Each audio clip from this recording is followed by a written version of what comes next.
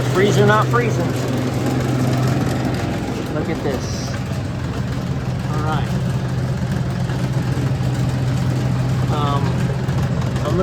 We're gonna get out of here. We're gonna go to the roof.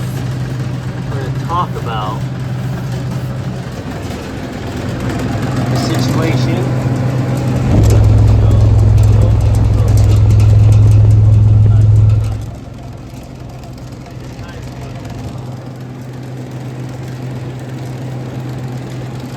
Knowing just what we know, what could be the problem.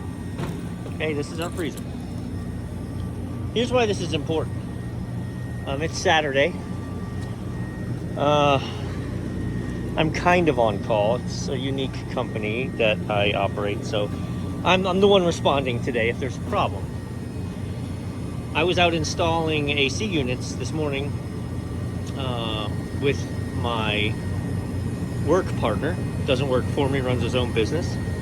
And so I met him on site, not in my work van, because I wasn't out doing my work. I took my personal vehicle.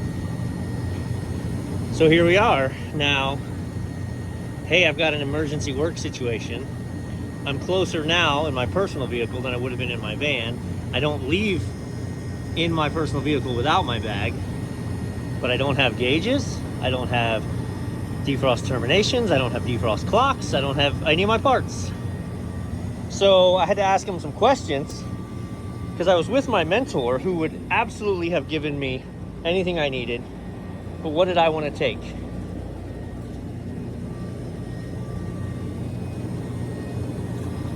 I want to open this up. Get to the electrical section. Based on what I see inside, it's very hard frozen. I stuck my finger down in the drain line, and the drain pan itself was not a block of ice. If she was low on gas and she was frozen up, based on that, it would still defrost. It doesn't look like that's what's happening. If thermostat was running away and it was just running all the time, it would still defrost. And it doesn't look like that's what's happening. So, what I took from my partner is just the defrost clock. I think I have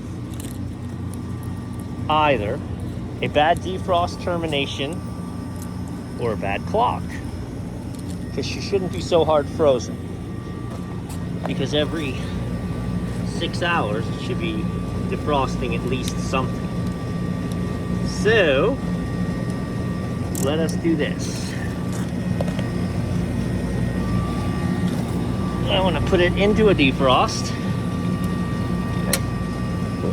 Hang on. But she was about to go into one, actually. So we're going to turn this till we get a click, click. Okay. Now we wait.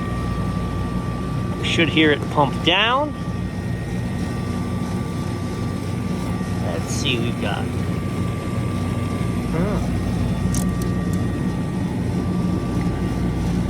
Let's pull it out. Okay. From a power perspective, actually everything looks right up top. But look in here. This will get you. Maybe. I don't know if I can set this up or not. Let's see if I can squeeze this in here and show you. I don't know if that'll work or not. Can you see?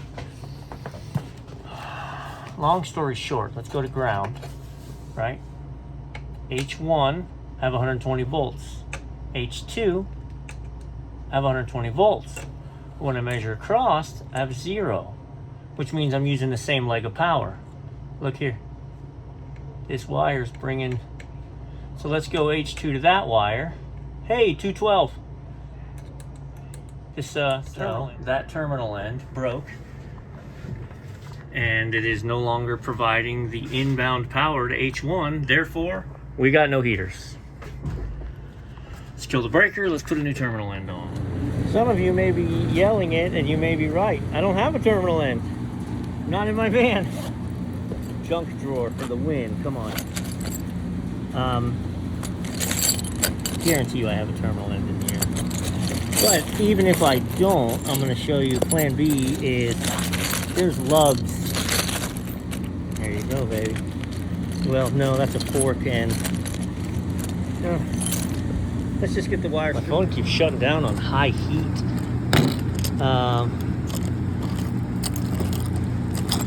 Where are my wire strippers? It's been a rough last part of the week, man. All right, well, we're gonna get creative. All right, I killed the power on the roof at the disconnect, and then I just verified to ground, everything is dead. That guy, I'm missing a screw, so I'm gonna steal it from there. We're gonna mount it right in there, and then that will be providing my 120 volts to H2. Should restore our amp draw, and just like that, we're pulling 7 amps. So what I had in my bag was an old wire from a capacitor, 4-wire. So I wired that in, connected it. I don't have regular wire nuts in my bag, only Legos. So we're now pulling 7 amps. Heaters are heating. The problem is that front side is never going to, it's never going to catch up just from the defrost heaters. So I'm going to have to take, I'm going to give it some help. We got to be real careful because it's a freezer. You don't want to get water on the floor. But I'm going to have to take these covers. Oh, look at there. That's, whoa. Take the fan off. Get in there with the water hose. So I was wrong about what would need to be done to resolve the problem. But I was correct in my analysis of what could have caused the problem, right? Meaning the defrost heaters I knew were not coming on. So you can blame the clock, or you can blame the termination switch, or in this case, a rogue wire feeding the heaters that let loose. What I'm gonna do, hot as crap out here again. I wanna start it in a defrost. Again, 1 click, 2 clicks, power shifts, heater energizes, which is on 3. See what I mean? Defrost heater starting to cut through. Get the hose. I'm doing this in a kind of unique way, and by that I mean I have it on and I have the defrost heaters running. I've pulled the fan blades off so that if the defrost termination switch activates and this unit starts, one, I'm going to hear the clunk of the solenoid. In theory, the fans still should not start until the coil gets to be a certain temperature, but I don't know that the fan delay works properly. I've never done any work at this walk-in. I've done a very few jobs for these owners. I've taken over, it just hasn't been anything here. So I'm energized, and I'm gonna, look at that, sheet ice just fell from the bottom. I'm not gonna break that ice until last, because it is right there that my defrost termination switch is on this side. So I don't want to heat that compartment up yet. I want to get as much as I can off of here. And there's no heaters up here. So we could go through defrosts and defrosts and defrosts and defrosts, and we'll still never get rid of this ice. Just heard the clunk of the solenoid. Right, so my defrost termination just kicked in. Now, assuming the back is defrosted, it's really not. Huh. Well, I'm gonna go kill breaker.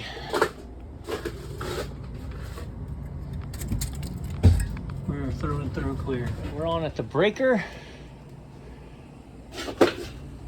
I can hear the whoosh of the solenoid. Get that out of here. And I sweep up this ice chunks. Soon as the box evaporator hits 35 degrees, our fans should start. We're already running on the roof. Okay, we got 2 fans blowing across a non-frozen coil with a clear sight glass. She's gonna take some time. Okay, sight glass is clear. I don't feel a whole lot of air coming out of it.